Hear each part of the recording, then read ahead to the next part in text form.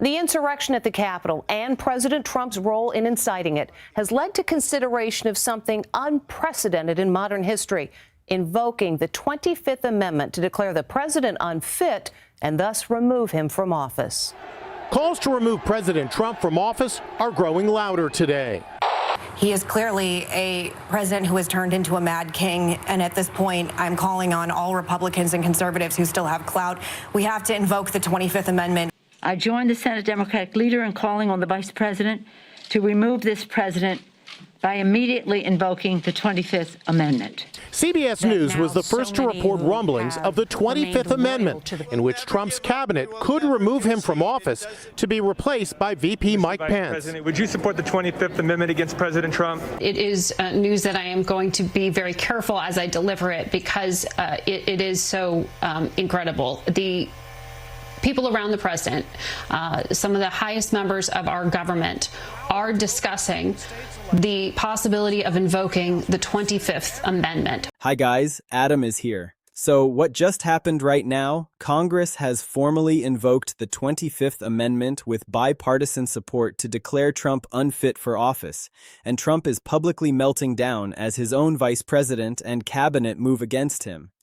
Deborah spoke with Margaret Brennan, moderator of Face the Nation. What would be involved if the 25th Amendment were to be successfully invoked? For this to actually happen, there would have to be a majority of those senior advisors, those cabinet officials who go to the vice president and say, we collectively believe that the president should not remain in office. The vice president would have to agree to that. The president can object, and if he objects, then Congress has to weigh in, and a 2/3 majority in the House and the Senate would have to be on board with doing so. Here's what just landed like a thunderclap across Washington.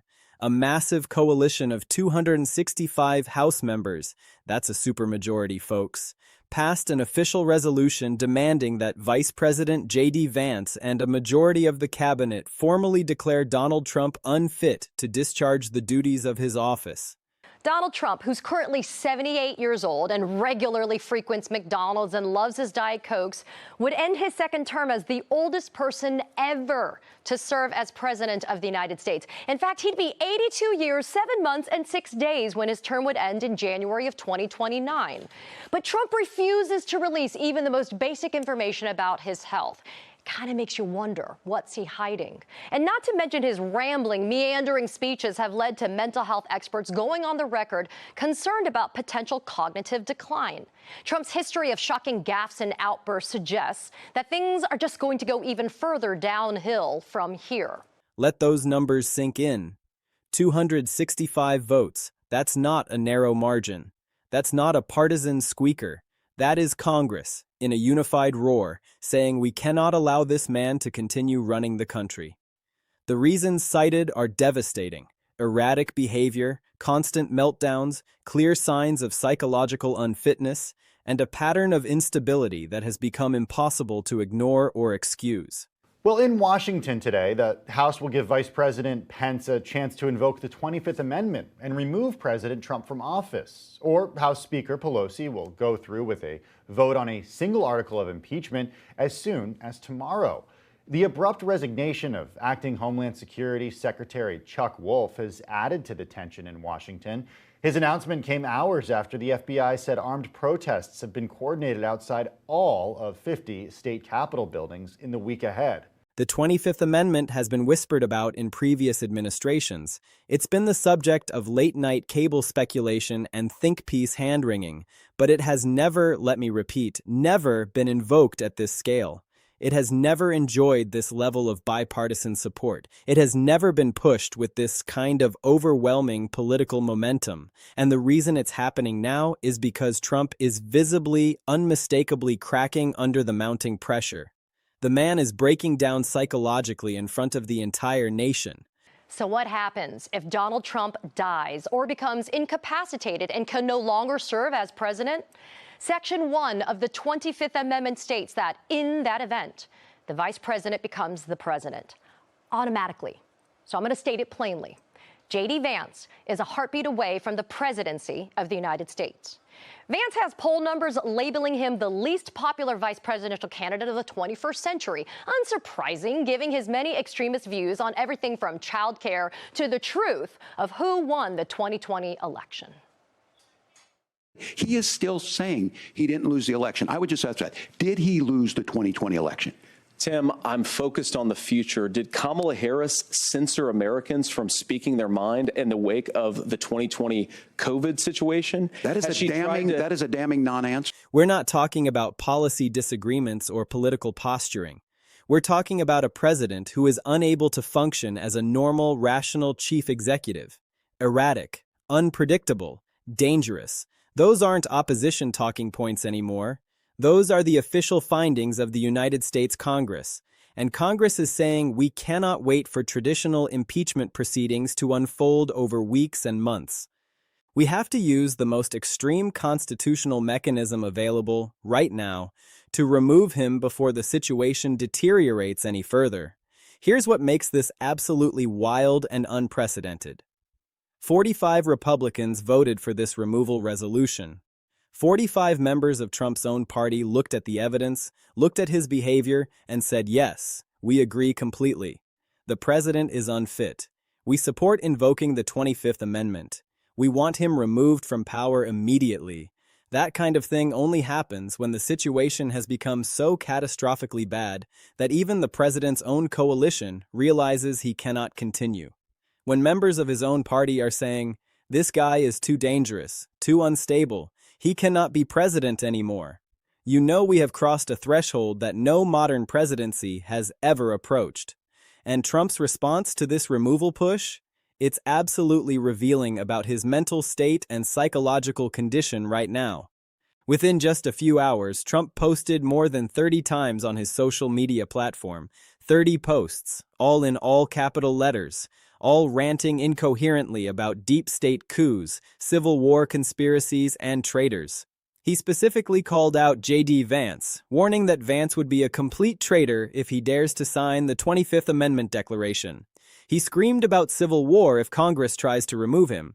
He made explicit threats of violence. He is losing his grip on reality, visibly, in front of the entire nation, and that erratic, unstable, dangerous behavior is exactly what Congress is citing as proof of his unfitness. Trump is proving through his actual actions and statements that he shouldn't be president. Let's walk through the mechanism itself because it's absolutely clear and grounded in the Constitution. Section 4 of the 25th Amendment works like this. If the vice president and a majority of the cabinet secretaries declare the president unable to discharge his duties, then the vice president becomes acting president immediately. That's it. No waiting period. No appeals process built into the trigger. JD Vance would become acting president the moment the declaration is signed. Trump would be sidelined from power instantly. Then Congress has exactly 21 days to vote on whether to sustain the removal permanently. If 2/3 of both houses vote to sustain it, Trump is permanently removed from office and cannot return. If not, he gets his powers back. Right now, Congress is demanding that Vance and the cabinet take this extraordinary step. And here's the bombshell within the bombshell. JD Vance is apparently actually considering it. He's apparently thinking seriously about whether to invoke this mechanism against the man who picked him as his running mate. That tells you something extremely significant. It tells you that even Trump's hand-picked vice president thinks Trump might be unfit for office.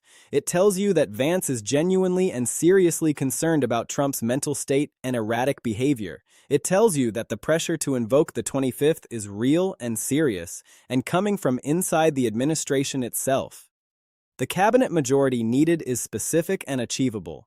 8 out of 15 cabinet secretaries plus Vance is enough to trigger the mechanism. 8 people out of 15. That's not an impossible number. And apparently some of Trump's own cabinet members are actually willing to sign. Some of the people closest to Trump in government believe he should be removed from power. Some of his own appointed officials think he's unfit to be president. Let that land.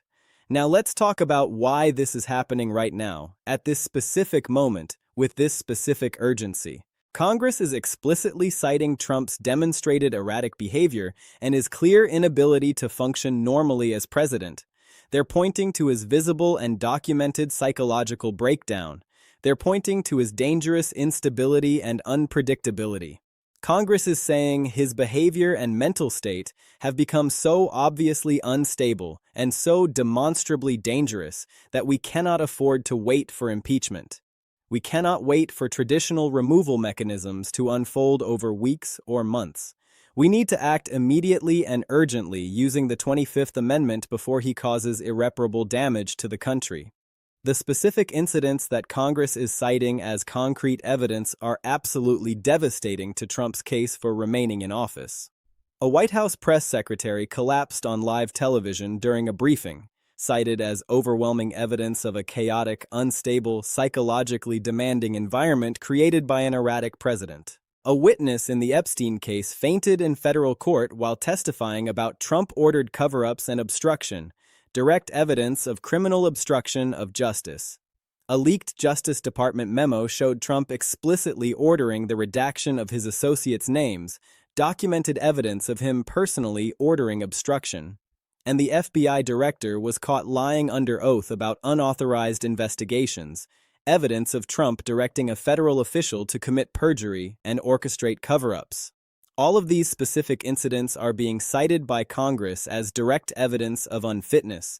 They're saying, look at the cascade of failures and scandals. Look at the multiple collapses. Look at the documented obstruction. Look at the perjury under oath. This is not a normal, stable, functional president. And here's the key political reality. This 25th Amendment push is being driven by both Republicans and Democrats working together. It's genuinely bipartisan in scope. 45 Republicans joined with Democrats in voting for this removal resolution. That tells you that Republicans have independently concluded that Trump is unfit. That tells you that Trump's own party members have decided he needs to be removed. That tells you the political pressure is coming from across the entire political spectrum. So what happens next? The mechanics are critical. First, Vance and at least 8 cabinet members sign a formal declaration saying Trump is unable to discharge his duties. Then Vance immediately becomes acting president and takes control. Trump can then send back a declaration saying he's actually fit and able to serve, which would temporarily restore his powers. And then Congress has exactly 21 days to vote on permanent removal. If 2/3 of both the House and Senate vote to sustain the removal, Trump is permanently out and cannot serve again.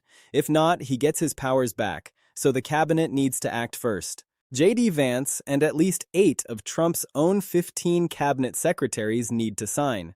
And apparently, some of them are actually willing to do it. Apparently, some of Trump's own appointed cabinet members believe he is genuinely unfit. That's absolutely extraordinary and speaks volumes about his mental and psychological condition.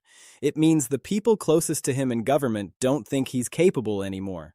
The timeline is compressed and urgent. Congress is pushing for immediate action. They want Vance and the cabinet to act now. They want Trump sidelined this week, not months from now after lengthy impeachment proceedings. Congress is treating this as an emergency requiring emergency action, and Trump's response is absolutely proving every single point Congress is making. 30 posts in hours, ranting in all capitals, incoherent talk about civil war, calling his own vice president a traitor, making threats, demonstrating exactly the kind of erratic, unstable, dangerous behavior that Congress is citing as the reason for invoking the 25th. Trump is essentially proving through his actions that he is unfit. His approval rating is crashing catastrophically downward. It has dropped to just 32%, lower than it's ever been in his entire presidency. People are abandoning him, and the stock market is tanking dramatically, dropping 3% on the news of the 25th Amendment push. Investors are panicking. They're realizing the government is fundamentally unstable right now. People are confronting the reality that there's going to be a constitutional crisis, unlike anything America has experienced before. Now let's focus on the vice president's role, because JD Vance is the key. Vance is the one who has to decide whether to sign. And Vance is apparently actually considering it. He's apparently thinking about whether he should formally declare Trump unfit. That's extraordinary. That's Trump's own hand-picked vice president considering invoking the 25th Amendment against him. And if Vance decides to sign, that's the beginning of the end. Because once Vance and 8 cabinet members sign, Trump is out immediately. Vance becomes acting president. Vance controls everything. Then Congress has to vote on permanent removal, and Congress might have the votes to make it permanent with 45 Republicans already supporting it. This is why the cabinet majority is so important. It's not about impeachment. Impeachment requires a House majority to vote to impeach and then a Senate supermajority to convict. The 25th Amendment just requires the vice president and a simple cabinet majority, 8 cabinet members out of 15. That's a much lower bar. That's much easier to achieve, and that's why Congress is pushing for the 25th instead of waiting for impeachment. Right now, the cabinet secretaries are facing intense pressure from multiple directions. Some are being pressured by Congress to sign. Some are being pressured by their own staffs, who are terrified of Trump's erratic behavior. Some are being pressured by market analysts and business leaders who are panicking about the instability. And some are being pressured by their own conscience because they genuinely believe Trump is unfit. The Secretary of Defense is in a particularly difficult position because he controls the military and has to think about what's best for national security. The Secretary of State has to think about America's standing in the world. The Treasury Secretary has to think about the markets and the economy. And all of them have to think about whether they can ethically continue serving under a president they believe is unfit and dangerous. Here's the thing about cabinet members. They took an oath to the Constitution, not to the president. They took an oath to protect and defend the Constitution. And if they genuinely believe the president is unfit, then they have a constitutional obligation to do something about it. They have an obligation to invoke the 25th Amendment if they truly believe the president cannot discharge his duties. So the pressure is immense. The pressure is coming from everywhere, and some of them are apparently willing to sign. Some of Trump's own cabinet members are apparently actually willing to formally declare him unfit. And if they do, it's over. Trump is out. Vance is in. The government moves forward. The 25th Amendment is faster. It's more immediate. It removes the president from power instantly. No waiting, no trial, no lengthy process. The moment the cabinet signs, the president is out and the vice president is in. Then Congress votes on permanent removal with a 21-day deadline. This is the constitutional mechanism that nobody thought would ever actually be used. But here we are. Congress is invoking it. The cabinet is considering signing. Vance is apparently willing to act. And Trump is having a psychological breakdown. Now let's walk through what happens after the cabinet signs. Once Vance and the cabinet majority sign the 25th Amendment Declaration, Trump is immediately sidelined. Vance becomes acting president. But Trump can fight back. Trump can send Congress a written declaration saying he's actually fit and able to serve. And if Trump does that, his powers are temporarily restored. But then Congress has exactly 21 days to vote on whether to permanently remove him. This is where things get insanely complicated. Because if Congress votes on permanent removal, they need 2/3 of both chambers.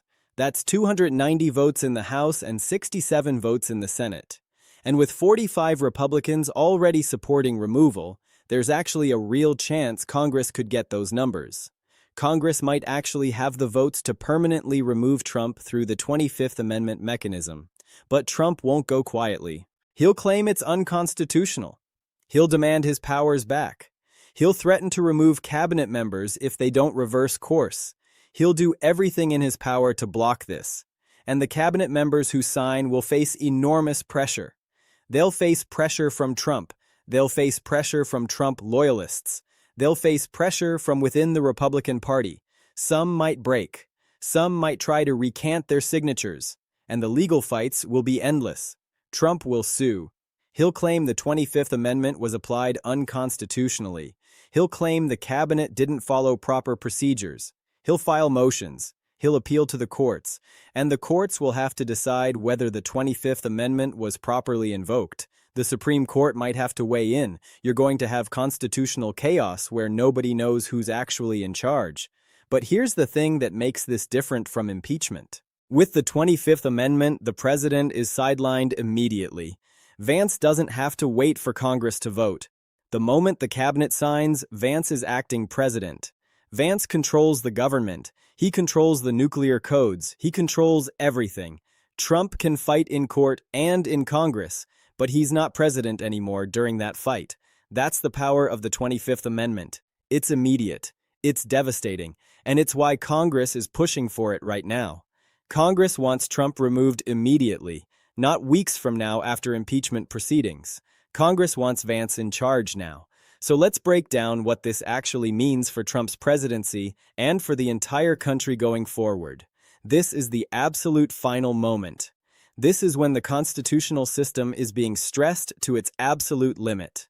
This is truly the endgame scenario. This is the moment when America faces a potential constitutional crisis like nothing it has experienced since Watergate or the Civil War. First, Trump is cracking under the mounting and unrelenting pressure.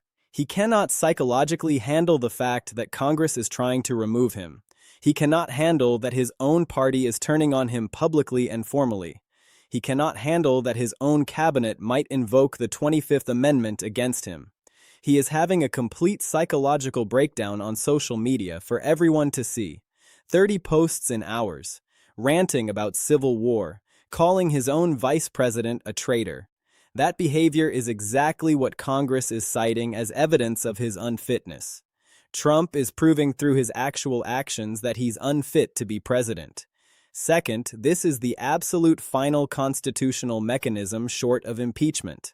The 25th Amendment is the most extreme thing Congress can do short of impeachment proceedings, and Congress is invoking it. That tells you how serious this moment actually is.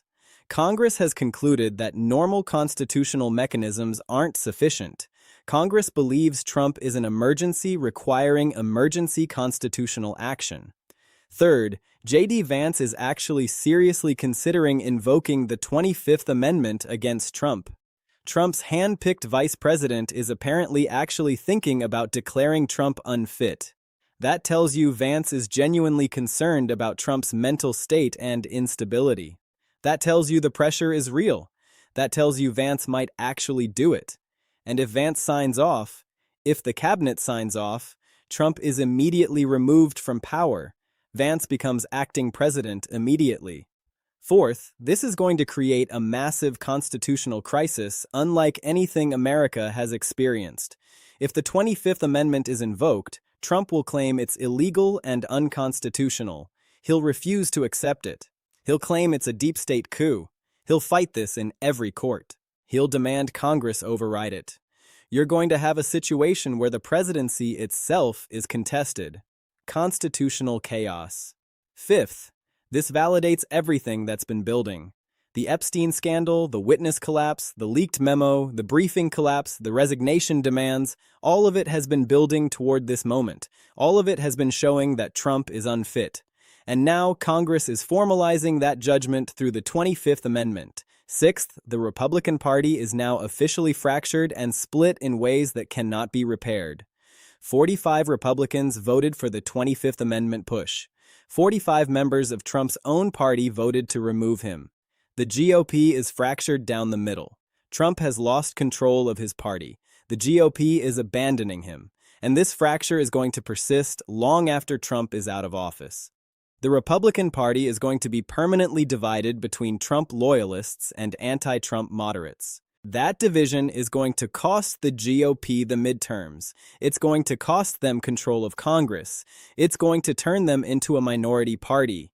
And here's what's absolutely critical to understand. If the 25th Amendment is invoked, Trump doesn't get to stay in the White House during the fight like with impeachment. With impeachment, the president stays in office during the entire process. He can still act, issue orders, control the government, but with the 25th Amendment, once Vance and the cabinet sign, Trump is immediately out. Vance is immediately in charge. Trump is sidelined from power while Congress votes on permanent removal.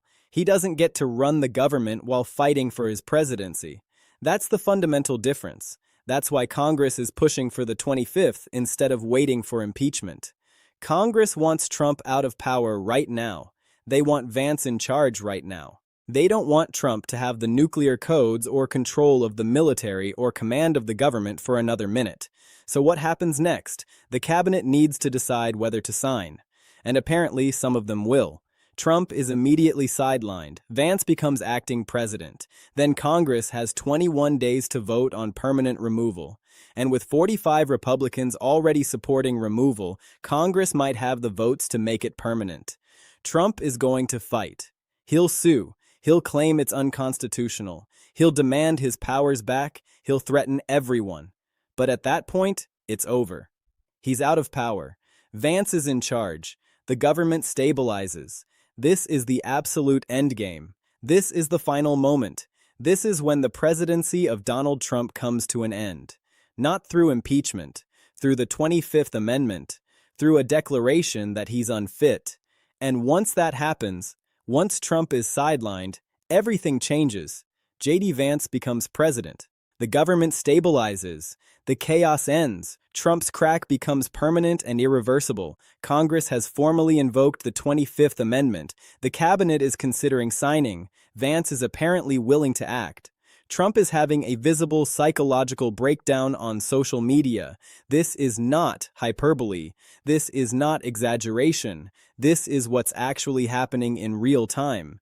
The moment the cabinet signs the declaration, Trump loses power immediately. There's no court battle that delays it. There's no waiting period.